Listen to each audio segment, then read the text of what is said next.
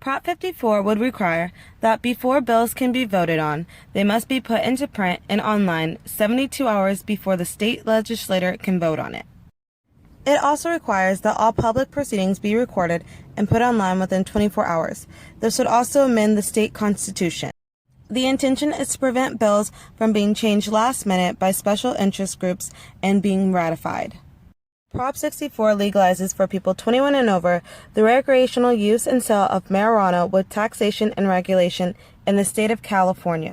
Residents of California can now legally grow up to 6 plants in their home, and if they are selling it, the cultivation is taxed $9.25 per ounce of dried flowers and $2.75 per ounce of dried leaves. Businesses selling weed cannot be located near schools or daycares, and they are also prohibited from selling tobacco and alcohol.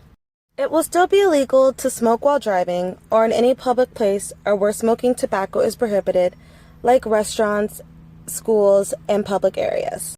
Prop 67 asks voters to finally decide once and for all, yes or no to banning plastic bags.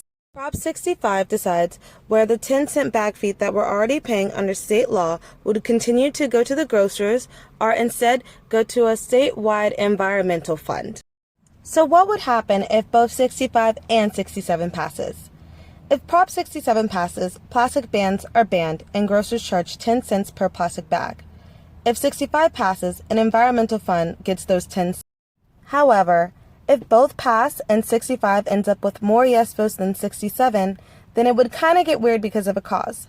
Basically, this would mean that if 65 gets more, 67 would be struck down.